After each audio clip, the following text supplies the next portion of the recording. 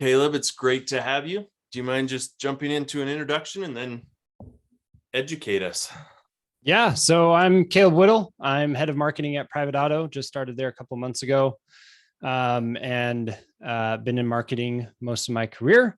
And the reason why I wanted to bring up LinkedIn on this awesome forum here is because it's had a massive impact in my life. I have my current role because of LinkedIn, and that was after I think I did over 200 LinkedIn easy applies and didn't get one interview.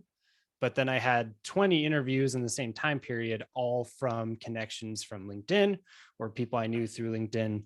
So it just has had such a big impact. And so I hope to share some of that with you guys today. And I have just a little deck here that'll go through some pointers, some tips, my own experiences. And then afterwards, yeah, we can chat all about LinkedIn, and you can all ask questions as you wish. So yeah, just kind of diving into it. I'm starting off with building a personal community because I am an employee of a company. I have always been an employee. I'm not a business owner nor an entrepreneur. So I'm not using LinkedIn as a sales channel or to generate leads or anything like that. But focusing on a personal community can help with those other things. But this is more about, okay, how can you build your own personal community that is there to support you, support your content, and ultimately, if you are an employee of a company, make it so you never have to apply to a job again because you have your personal community there to support you. So just kind of my own experience here with LinkedIn. Scrolling, you'll see my feed of posts. I've posted pretty consistently over the past year, is how long I've been active on LinkedIn. And you'll notice on like the impressions, you'll see some have several hundred, some have several thousands of impressions. And then at the end, I had one that did over 100,000 impressions, which was my first like viral post. It was pretty cool. But that just shows like I'm just kind of your average person. I'm not some big LinkedIn influencer. I don't have hundreds of thousands of impressions on every single post. So I'm sharing my stories of what I've learned as trying to be as approachable as possible, because not everyone's going to have 100,000 views on LinkedIn on every single post.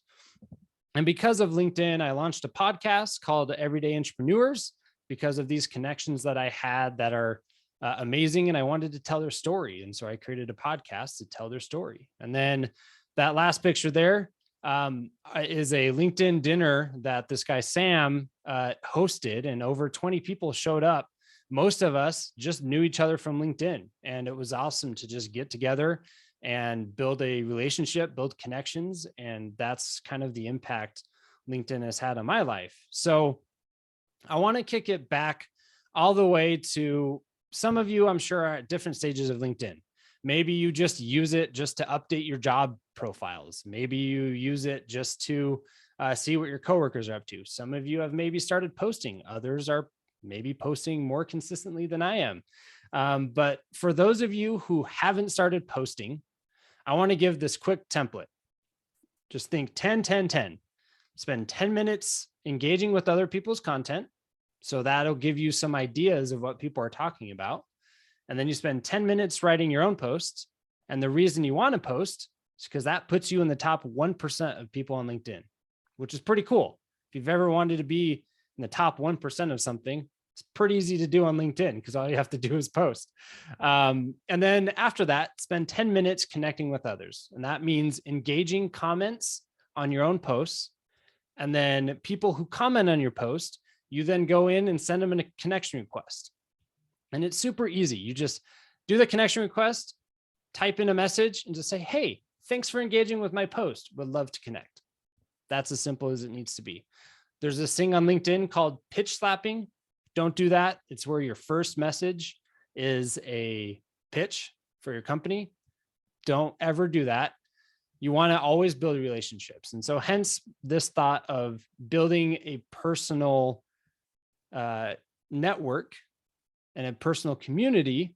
Those people will then start to flock to your content. You start to build relationships. And then later on, you can mention what you do, and it'll naturally come up to being able to engage, and you're top of mind because you've built that relationship up with other people. And now I've mentioned engage probably a couple of times. And I think Captain Jean-Luc Picard here says it best of just engage. Engage, engage, engage. Just remember, if you take anything away from this, from today, engage with other people's content, engage with your own content, and add value on those. Don't just comment, hey, good post. Like that's not adding value. Give your own insights, be personable. And that is something that will help you build your own personal network, because people start to see, okay, this is how Taylor thinks. Oh, this is how Maxwell thinks. This is their insights from their experiences, and you start to build those connections on other people's posts. Another reason why you want to engage is because this is from an experiment I did. So you see my feed, I just took this today. You can see why things are in your feed. So engaging actually helps more people's posts go to your feed and go to other people's feeds. So I took my top 100 posts in my feed and figured out, why are they in my feed? 42% of them were my first connections post, and it showed on my feed because another connection engaged with it. So it wasn't because that person had posted it. It said, this connection commented on my first connections post. Direct, that 33% is direct. So because a connection of mine posted, it showed up. That 17% was second connections, their post showing up in my feed because a first connection of mine engaged with their post. And then that 8%, this is pretty cool. This is why you want to respond to all the comments. That 8% are people commenting on their own posts. And that's why it showed up in my feed. So that's just something that's super important there to really figure out, why engaging is so important. And when you're engaging, you want to get personal with it. So that personality is super important when it comes to why you want to build your own personal network. You want to have your voice, your experience, and your connections. So that voice, you want to talk as yourself. Get rid of like the professional speak and fancy talk that you use presenting the CEO. Just be yourself, because then people can tell that it's authentically you. Your experiences are unique to you. So by posting about your experiences, your failures, your successes, whatever it might be, make sure that you are sharing those experiences, because that's what people can relate to. That's what people can pull and extract value from. And that's how you build your own personal network, because those people will gravitate towards you, people who have similar experiences. And then lastly, those connections, don't connect with everyone. Don't send hundreds of connection posts or connection requests, because that's actually how you get banned on LinkedIn. And I've had some people that I know that have done that, and they've gotten banned because they sent too many connection requests. So connect with people that you actually connect with, people whose posts you resonate with. Make it your connection, so then as you're scrolling through your feed, you're getting relevant content. And then last but not least here, dive into taking it off of LinkedIn. LinkedIn only goes so far. LinkedIn is a great place to start the relationship, start engaging. It's natural to engage with people on LinkedIn, but then take it off of LinkedIn. Set up a Zoom call with someone you're just curious to get to know them about. Grab lunch with them. If they're local to where you're at, grab lunch with them, and then you'll be able to get to know them on a deeper personal level. And then after that lunch, you'll start to see, just naturally, for some reason, I don't know, LinkedIn may be listening to you, but you'll start to see their posts a little bit more. You'll start to seek after that post a little bit more to engage with them and continue to add value. And then lastly, events. Events are super fun. I used to go to events just to get out of my comfort zone. Now I go to events to meet people that I met on LinkedIn. And it like, oh, you're an actual real person. Cool. Now we can chat. This last event I went to, there's this event here in Utah called Silicon Slopes. And I think I only was able to attend 2 of like the 10 keynotes, because as I was roaming, people were pulling me aside and like, hey, I follow you on LinkedIn. Hey, let's chat. And it was awesome just to get to know them a little bit more. And I did that to other people as well. So as you build your basis on LinkedIn, you take it off of LinkedIn, and that's how you build your own personal community because of LinkedIn. And these people will know you. They'll know that you are authentically you, both on and off of LinkedIn.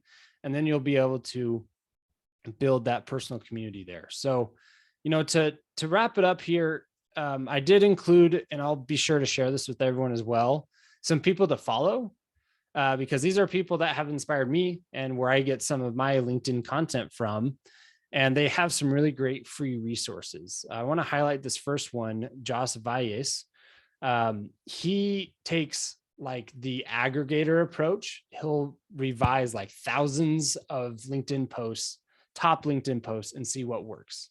So if you're struggling, I don't know what to write, go follow him, download some of his resources that he has, and then use some of his like hooks, or just take some inspiration. It's okay to grab someone's post and make it your own through your own experiences. And then those tips here, we can chat about these a little bit afterwards as well, but turning on creator mode gives you access to features. They just rolled out a scheduler, which is awesome. If you are just in the mode, in the zone, creating LinkedIn posts, you can now schedule them natively inside the app. And then to make your engagements and comments go further on your favorite creators, you can tap a notification bell, and that will notify you every single time they post. So you can be one of the first to post, to comment on their post there. And then go beyond text. When you get comfortable enough, create some carousels, create videos, or if you're at an event, take some selfies with people you're meeting. And those tend to do well on LinkedIn. And that just helps spread the word that like you're an authentic person and you're able to build your personal community off of that. So those are just some tips, some thoughts from my own end, from my own experiences here. Feel free to connect with me on LinkedIn. And then there's this really cool app called Volley, where I do some consulting calls as well around LinkedIn and my own experiences there. So that's pretty much it. So let's dive into some questions. That's awesome. Thanks, Caleb. I'll jump in with the first question on your 10-10-10. Is that what you do daily? Yeah. So that's what I started out with daily. And I've started to move more towards like writing content in batches. So like I'll take an hour and I'll just write things that are on my mind, because if I don't write it when I'm kind of in the zone, I'll forget about it. But that's definitely how I got started, because I needed some way to build a habit. And it was super easy to build the habit of LinkedIn with just that 10-10-10. Very cool. Looks like Chad has a couple of questions in the chat. Yeah. Let me just open that up here.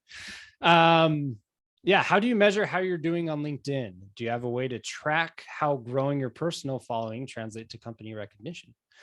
So measure what I'm doing. You can have vanity metrics. So you can just use the analytics like, this post got X number of impressions. I like to go back and see what posts of mine have done well, and then how I can mimic that on other posts, other topics. And you can even repurpose content as well. So I've repurposed content where I've posted something a year ago and I'm like, hey, I think that hit really well back then. Let me post it again and put a new spin on it. And that's done pretty well as well.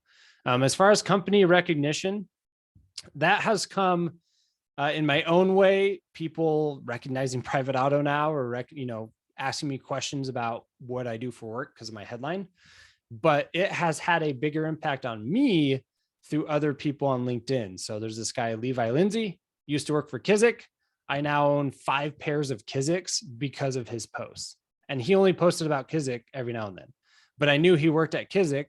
It prompted me to check it out. And now I'm slightly addicted to Kizik shoes. So it's a long-term approach. It's not going to be direct attribution, which drives people like me who are marketers slightly crazy, but it is definitely worth it.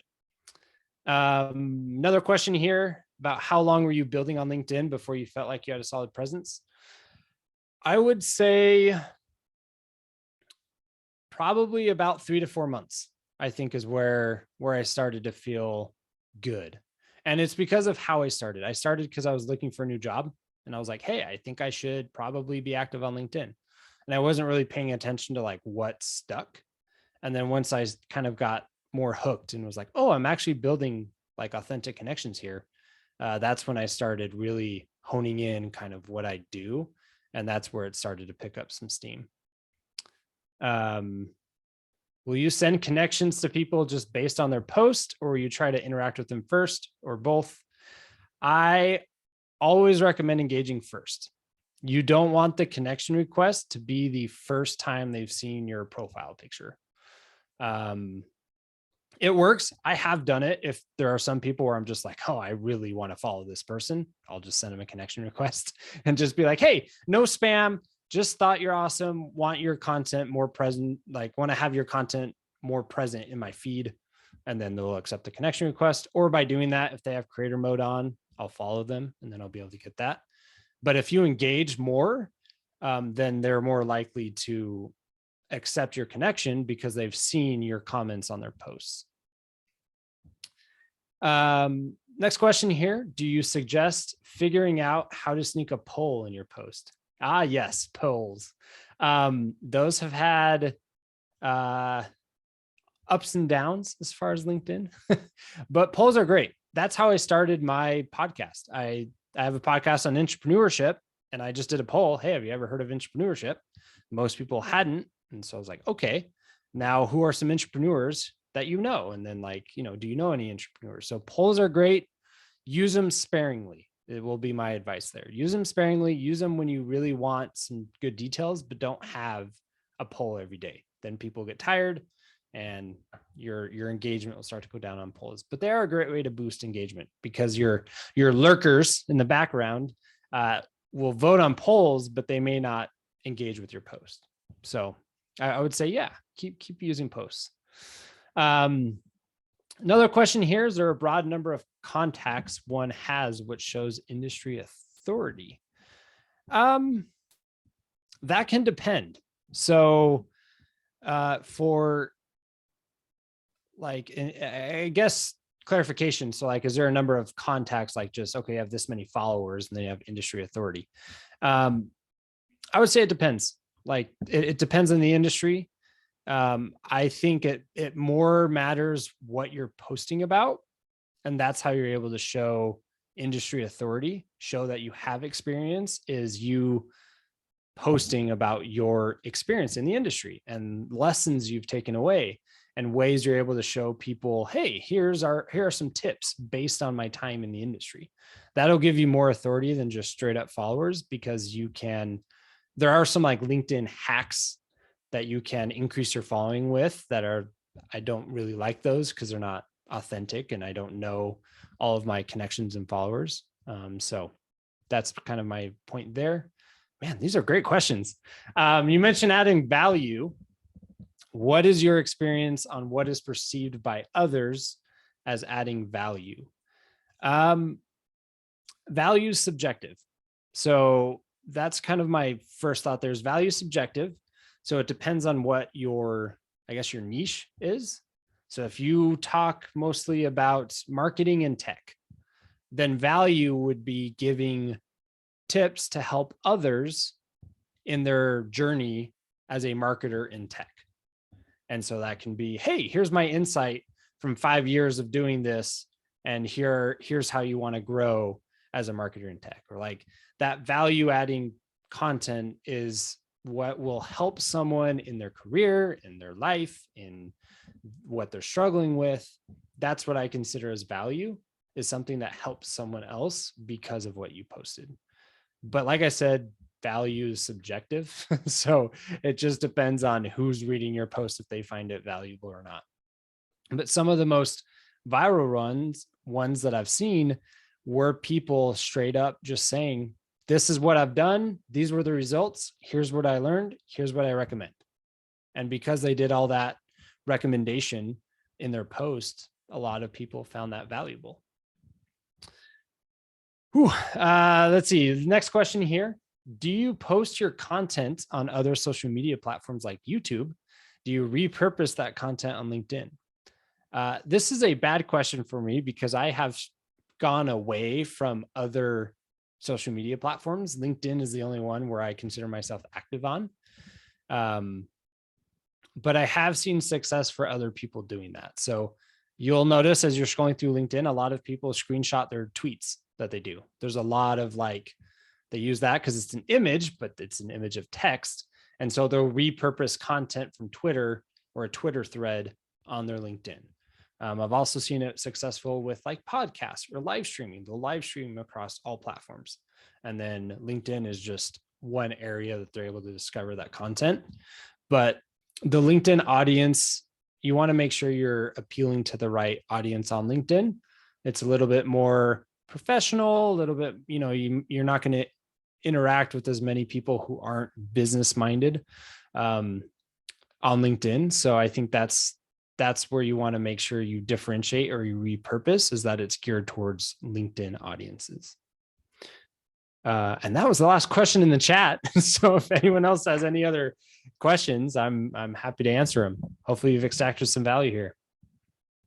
Caleb, I want to go back to the 10-10-10 just really quickly. If you were to prioritize which 10 to do first, second, and third, if someone doesn't want to spend 30 minutes a day on LinkedIn, do you have a suggestion on priority of those 3 activities?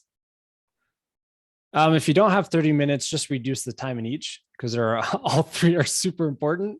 If I had to prioritize one, it would be engagement. I saw a case study one person did once where they didn't post for 30 days.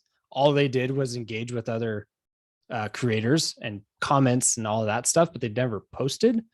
And obviously their reach went to virtually 0 because they weren't posting, but their connections and people who followed them went up because they were still adding value in the comments of other people's posts. So if I had to prioritize one, it would be engaging, followed very closely by posting to add value. Because when someone sees that you've commented, they'll most likely go to your profile if they really liked your comment. If they go to your profile and there's no post, they're gonna be like, oh, I don't really know what this person does or what this person's about. I think Connor had a question there, hopped off mic there. Yeah. Thanks, Caleb. Yeah. When you say a connection of a connection, is that because you're seeing that post because one of the connections commented or engaged with somebody else? Exactly. Yeah. So both of them were my connections, but I saw that post because a connection interacted with that, if that makes sense. Does that make sense? Is that confusing? That does. So is it also pretty common to see a post from somebody else because you're connected with somebody else that engaged? Does that make sense? Yeah. So that was that.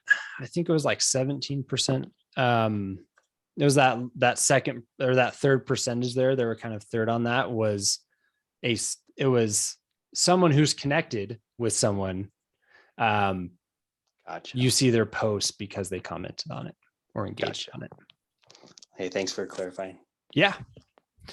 Another question here. Thanks, Bob, for this question. How many of your contacts do you follow? So I follow, I'd probably say around 10 to 15 creators. And I do it because they are like big time like influencers on LinkedIn, and they have 30,000 connections and like people. So like the chances of them accepting my connection request would be pretty low. But I still want their content in my feed. So then I'll follow them. But again, that's limited to 10, maybe 15 of those. And that's the reason why, because it's a mix, right? LinkedIn's a mix of building your own community as well as like it's a content consumption platform, right? So I do want to fill my feed with things that I think are valuable or things that I want to see there. And so I'll do that through following some people if they won't, accept my connection request. Ben asks, any strategies to increase engagement on your posts? Yeah, number one is ask. So you can just straight up like comment XYZ below or tag someone. I had recently a post that I saw where it was like, hey, I'm looking for more women entrepreneurs to follow. Tag them in the comments. And that posted really well because people they were tagging were seeing the post and then they would engage. So those are some like, I call them like hacks. So you want every post to be tagging people, right? But the more you learn what other people are posting about, and the more you see kind of what's trending or what value you can add in your post, people will naturally gravitate and like want to comment because they find value there. But yeah, I've seen tagging is like a hack that you can do. I've also seen a lot depends on the hook. So your first line, what is that line? And then does it prompt people to click see more? So on LinkedIn, you'll notice most people post, it's like a sentence, then they'll do a space, then a sentence, then a space, just because it's easier to read. So you usually have that first sentence, a space, and then the next sentence will get cut off with see more. So what do you put in those first kind of 3 lines that'll hook people to click see more? Because then LinkedIn will think, hey, this post is engaging because people are clicking see more, and then they'll show it to more people, and more people are more likely to engage. How do you usually structure that hook? How do you usually structure that? Is that a statement, a question? All the above. It depends. On that last slide of resources, there's one guy who has it's like 20 pages of LinkedIn hooks he's seen work. So you can just steal those and use those in your posts, and that's completely fine, but it depends on what your post is about. My one that went viral was, I had numbers in the post, and it was very relevant because it was about job hunting. And it was like, I filled out 223 applications in the past 2 months and I got 0 interviews. And then it went on to like, hey, I also had 20 interviews because of LinkedIn and connections there. So I think people resonate with like, oh, I filled out a ton of applications. I want to see what else he says. So that one just naturally resonated a little bit more.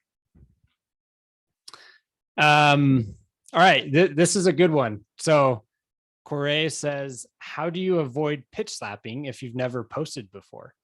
In my case, I have over 500 connections, but haven't engaged much in the past. So if you've never posted before, just go to that 10-10-10, just start, just do it. It'll be better. It'll be better for your LinkedIn presence. Just do it. It's fun. Once you get over a few times posting, it starts to become a little bit more natural. But if you're using LinkedIn as a sales channel, then go into the engagement part, add value to people's posts in the comments, and then take it to the DMs. That's fine. You can be like, hey, I really found value in this post. This is awesome. Would love to get to know you a little bit better. And then, it's more natural.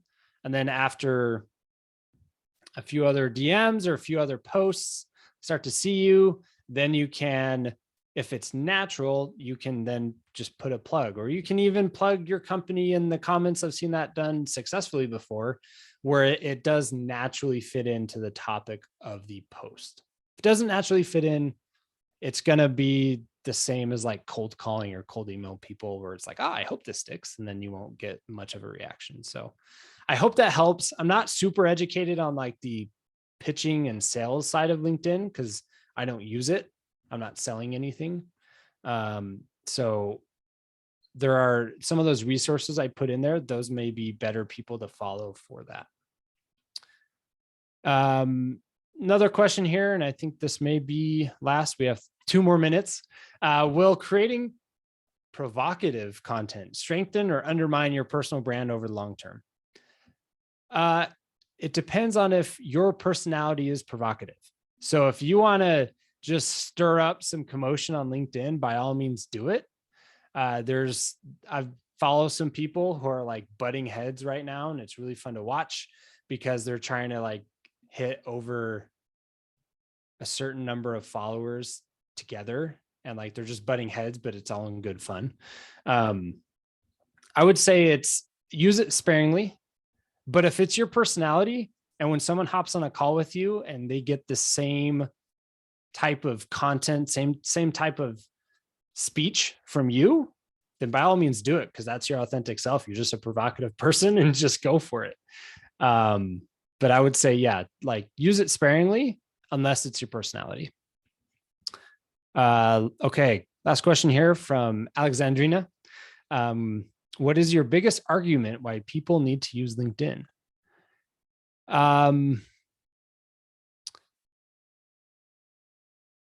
because it's the best place to create a personal community that will support you through thick and thin.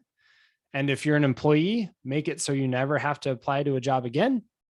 And if you're a founder, make it so you have a community surrounding who you are as a CEO and founder that then will naturally bleed over into your company. That's awesome. Great advice, Caleb. Really appreciate it. Would you be able to, or are you willing to share this presentation with the group? Absolutely. Then I would say if you can send that to Hannah, she can distribute it to the group, if that's all right. Okay. Because I think getting those links in the list of the people that you suggested following would be really helpful. Yep. But really appreciate your time today. Thanks so much for sharing your insight, and thanks everyone for coming. I think we'll see you all next week. And Caleb, thanks again. Really appreciate it. Of course. Thank you for having me on. Thanks, everyone.